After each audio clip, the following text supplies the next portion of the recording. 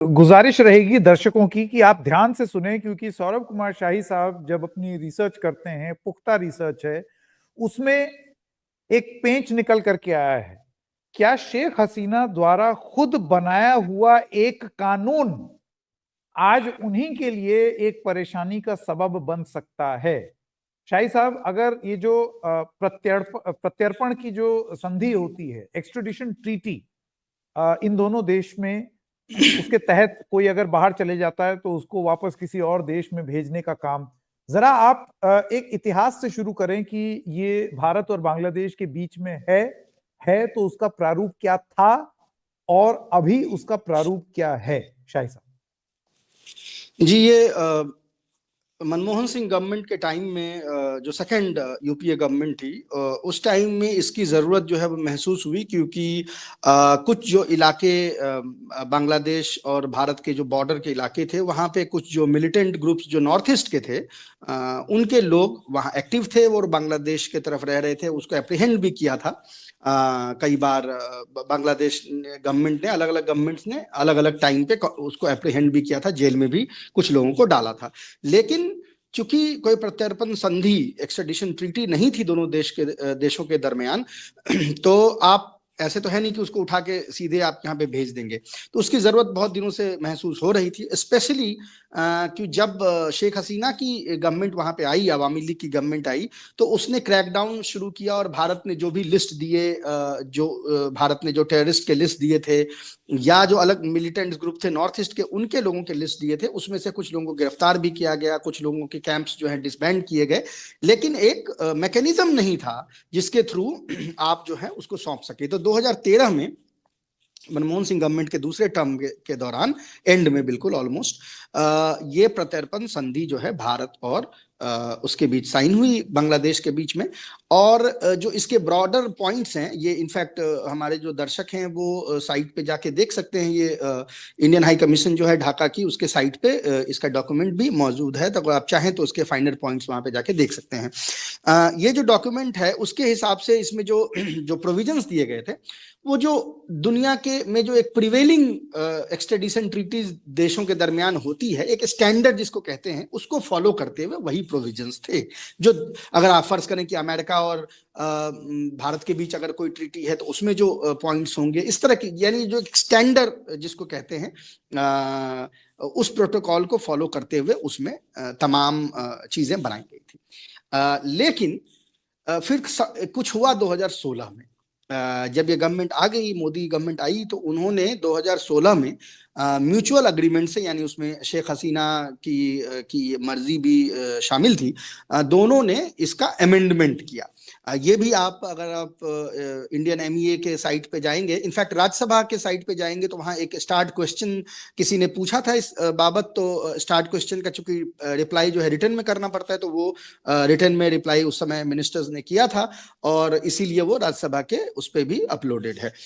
वो जो अमेंडमेंट हुई, उसमें कुछ चीजें ऐसी की गई जो थोड़ी अनयूजुअल है। अनयूजुअल इस मामले में है कि वो दुनिया के जो एक्सट्रेडिशन ट्रीटीज अलग अलग देशों के दरमियान हैं, उसके स्टैंडर्ड्स को वो फॉलो नहीं करती हुई दिखी, यानी उसको उससे डाइवर्ज करती हुई वो कुछ चीजें उसमें दिखी है। और उसके बाद जो है प्रत्यर्पण जरा आसान हो गया, यानी वो जो प्रोसेस है उसको, उसका आसानीकरण किया गया। लेकिन उसमें जो जिसको कह सकते हैं कि एक स्टैंडर्ड जो मेंटेन होता था वर्ल्ड ओवर में, उसको थोड़ा सा उसमें अंडरमाइन करते हुए प्रोविजंस जो है वो डाले गए। और आज वही प्रोविजंस जो हैं वो ऐसा लग रहा है कि शेख हसीना के गले का फंदा बनते जा रहे हैं। अपने द्वारा लाए हुआ एक कानून और संशोधन प्रत्यर्पण संधि में, वो आज शेख हसीना के लिए ही मुसीबत का सबब बन सकता है। यहां पर शाही साहब, मैं आपसे ये जानना चाहूंगा, options in front of Sheikh Hasina, options in front of India और options in front of Bangladesh, अगर आप ये जरा बता दें। जी, तो मैं पहले थोड़ा सा केस को डिस्कस कर लेते हैं, तो उससे ये पता चलेगा कि ये जो केसेस हैं इसकी सीरियसनेस क्या है। तो जैसा भी सौरभ ने बताया पहले कि आईसीटी जो है उसने वारंट इशू किए हैं, 2 वारंट इशू हुए हैं। एक वारंट अभी 2 हफ्ते पहले इशू हुआ था, उसको लेके इतना हंगामा इसलिए नहीं हुआ था कि वो उसकी जो वर्डिंग थी वो थोड़ा जनरल थी। अभी हम आएंगे कि क्यों ये इंपॉर्टेंट है, ये वर्डिंग्स क्यों इंपॉर्टेंट है। वो जो वारंट इशू हुआ था वो क्राइम अगेंस्ट, वो एक ब्रॉडर जिसको कहते हैं ना लैंग्वेज को एड्रेस करता है, क्राइम अगेंस्ट ह्यूमैनिटी के चार्जेस थे, और उस चार्ज के बिना पे वो वारंट इशू किए गए थे। जब आप एक ब्रॉड चार्ज लगाते हैं जैसे क्राइम अगेंस्ट ह्यूमैनिटी और इस तरह के चार्जेस लगाते हैं जो ब्रॉड हैं डेफिनेशन में, यानी उसमें पिक्युलैरिटीज जो है ऐड नहीं की गई हैं, तो it is open for different kinds of interpretations. इसको अलग अलग तरीके से लोग इंटरप्रेट कर सकते हैं। तो वो जो पहला वारंट था उसमें ऐसा लग रहा था कि थोड़ी मोहलत जो है वो शायद शेख हसीना को मिल सकती है। अच्छा, मैं पहले बता दूं कि ये अब जो दूसरा जो हुआ है, दूसरा वारंट वो क्या है, ये फोर्स्ड डिसअपियरेंस पे ये वारंट इशू हुआ है। पहला वारंट जो था वो ब्रॉडर लैंग्वेज में था, यानी क्राइम अगेंस्ट ह्यूमैनिटी को एड्रेस करता हुआ वारंट था। ये जो आज जो वारंट इशू हुआ है वो इंटरेस्टिंग है क्योंकि ये ब्रॉडर लैंग्वेज में नहीं है, ये एक सर्टेन चीज को, एक पर्टिकुलर चीज को एड्रेस करती है। वो चीज क्या है, वो है फोर्स्ड डिसअपियरेंसेस। यानी जैसा सौरभ ने बताया कि लीडिंग टू ये जो जब इनका सत्ता से इनको निकाला गया तो उसके दरमियान में बहुत सारे लोग जो है मारे गए और बहुत सारे लोग डिसअपियर हुए जो बाद में जिनकी बॉडीज मिली। ये चार्ज इस पे लगाया गया है कि ये इसमें रिस्पॉन्सिबल थी। थोड़ा सा मैं यहाँ पे पीछे जाना चाहता हूँ समझाने के लिए, टेक्निकलिटी समझाने के लिए।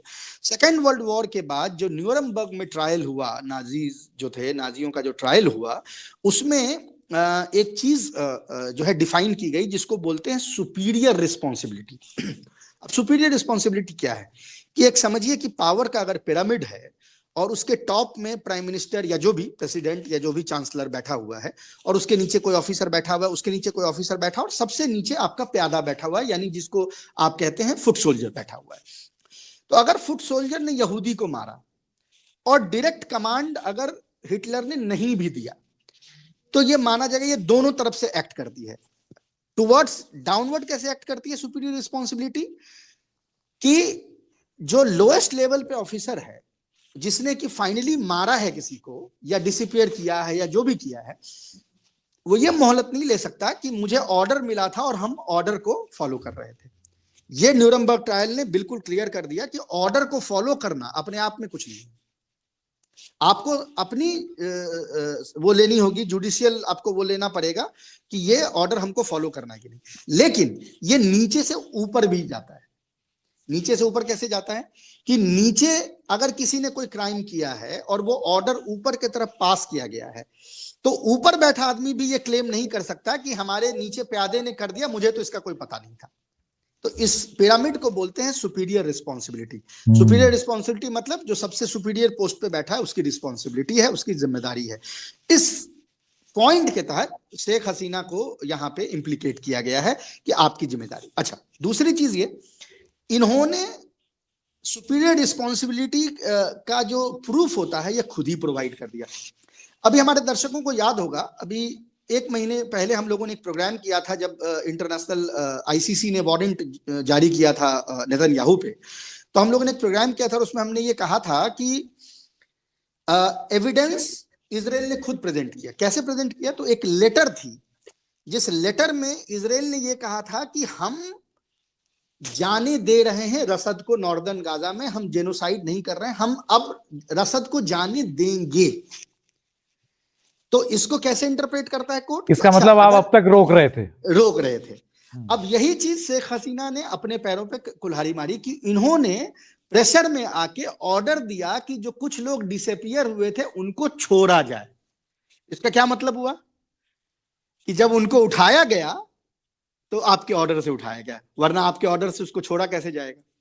तो ये जो बिल्कुल सेम चीज, यानी इंटरनेशनल लॉ जिसको कह सकते हैं ना कि बिल्कुल उसका जो एसओपी है उस एसओपी को जैसे फॉलो करते हुए इन्होंने अपने पैर पे कुल्हाड़ी मारी कि अगर आपके ऑर्डर से किडनैप्ड, एब्डक्टेड लोग जो हैं वो छोड़े गए हैं तो इसका मतलब है कि आपके ऑर्डर से ही वो किडनैप यानी डिसअपियर किए गए थे।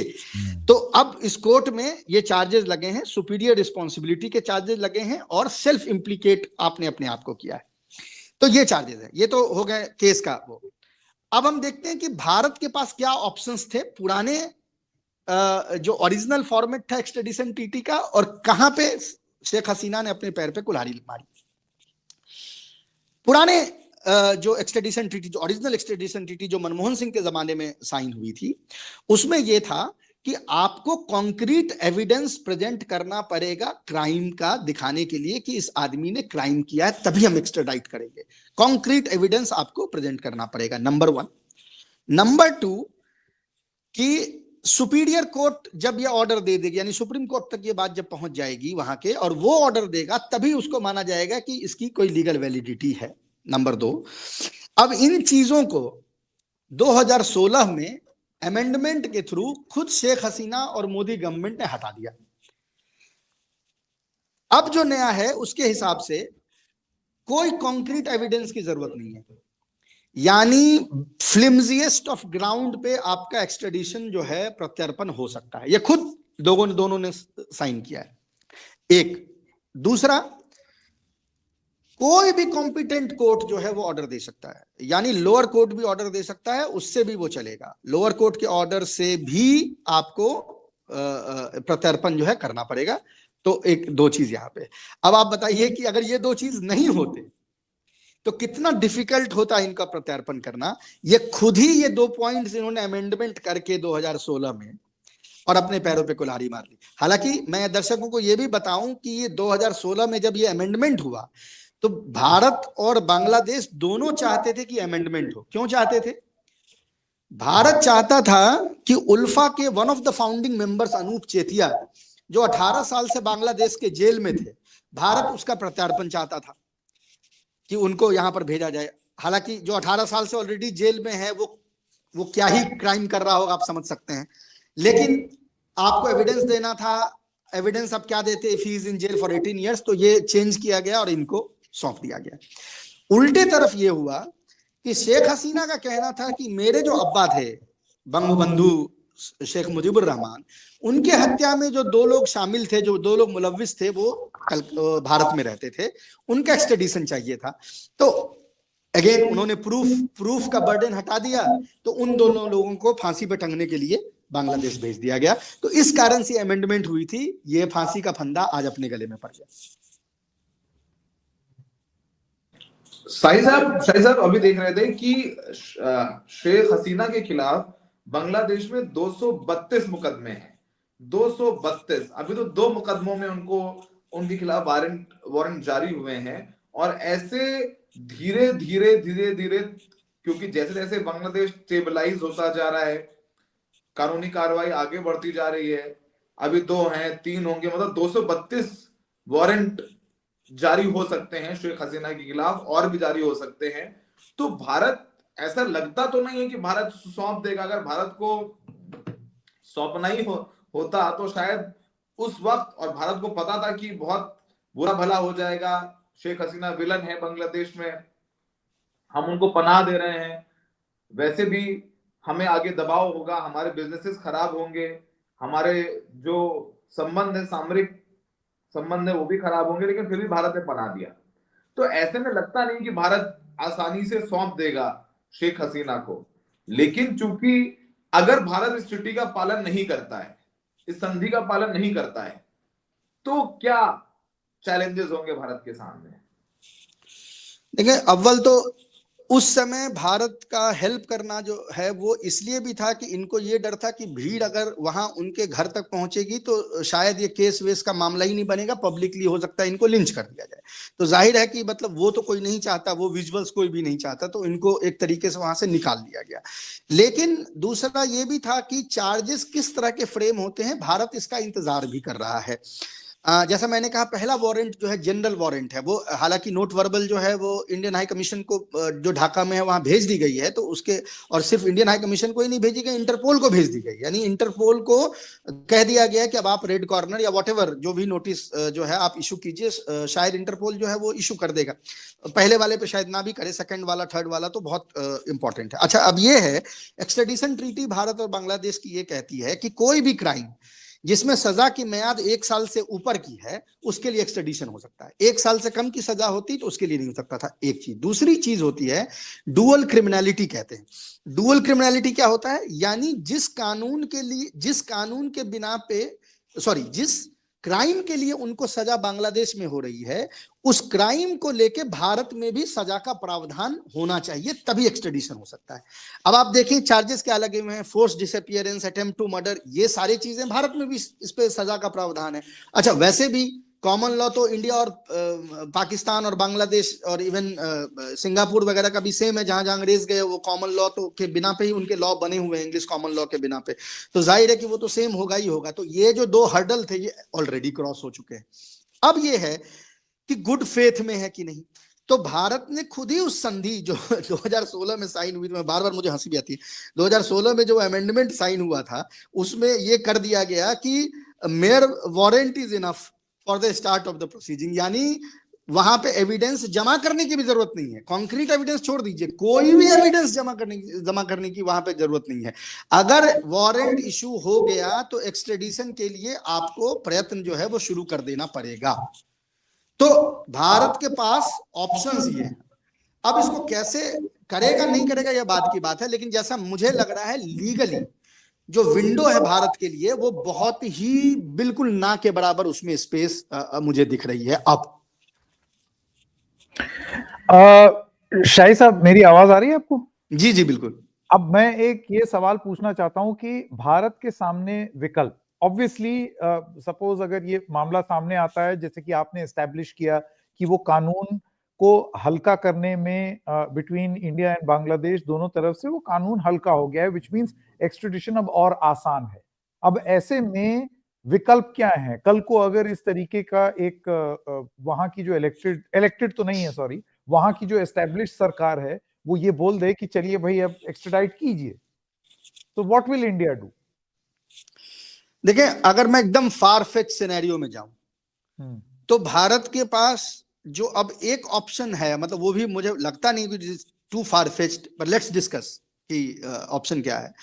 तो आर्टिकल 8 जो एक्सट्रेडिशन ट्रीटी का है वो ये कहता है कि चार्जेस गुड फेथ में किए गए हों, बैड फेथ में ना किए गए। अब इसका थोड़ा वाइडर इंटरप्रिटेशन हो सकता है। थोड़ा वाइडर इंटरप्रिटेशन इसका ये हो सकता है कि भारत ये क्लेम कर सकता है कि these charges were not made in a good faith. ये उन लोगों पे जिसपे हसीना ने जिनके खिलाफ कुछ किया होगा या जिनको अपनी खुन्नस है हसीना से, उन्होंने ये ट्राइब्यूनल बनाया है और उस ट्राइब्यूनल में वो तो उसी ट्राइब्यूनल ने ये यानी फैसला दिया है। ये इंटरप्रिटेशन ले सकता है, लेकिन काउंटर बांग्लादेश में क्या कर सकता है कि जब आपने उन दोनों को भेजा जो अक्यूज थे बंगबंधु के मर्डर के लिए, उनका आपने प्रत्यर्पण किया 2020 में और जिनको फांसी की सजा थी, वो भी तो उसी ट्राइब्यूनल जो इन्होंने शेख हसीना ने जीतने के बाद एक ट्राइब्यूनल बनाया जो which was like a kangaroo court, उस कंगारू कोर्ट ने ही तो फैसला दिया था। तो फिर आप उस कंगारू कोर्ट से इस कंगारू कोर्ट को कैसे वो कर सकते हैं? तो यानी जैसा मुझे तो कोई ऑप्शन नहीं दिख रहा। ऑप्शन ये है कि फिर वही बात है कि भाई हम नहीं भेजेंगे, क्या कर लोगे, ये ऑप्शन है। तो फिर उससे ये होगा कि उससे फिर आपकी संधि अंडरमाइन होगी। दूसरा देश भी कोई आपको, किसी दूसरे देश के साथ आपकी संधि थी, वो दूसरा देश भी आपको कह सकता है कि भाई नहीं देंगे, तुमने कहां दिया था बांग्लादेश को, हम भी इसको नहीं सौंपेंगे। ठीक है। अच्छा, पॉलिटिकल असाइलम के लिए भी मसला इसलिए हो जाएगा, आप उसको असाइलम इसलिए नहीं दे सकते क्योंकि चार्जेस जो हैं वो क्रिमिनल नेचर के हैं, पॉलिटिकल नेचर के चार्जेस नहीं है। चार्जेस सारे फ्रेम किए गए क्रिमिनल नेचर के, और जैसा मैंने कहा कि क्रिमिनलिटी इन्होंने खुद प्रूव कर दी है ये बता के कि हम मेरे इशारे पे इनको छोड़ा जा रहा है। तो बहुत ज्यादा मुझे कुछ ऑप्शन नहीं दिखता। लेकिन यहाँ ये भी है कि अगर भारत सौंप देगा तो ये बहुत ही गलत मैसेज जाएगा उन सारे देशों में जहां पर प्रो इंडिया एलिमेंट्स अगर वहां पे हैं, चाहे वो नेपाल में हो, चाहे वो मालदीव्स में हो या जहां भी हो, उनमें ये जाएगा कि when push comes to shove India is going to throw us under the बस।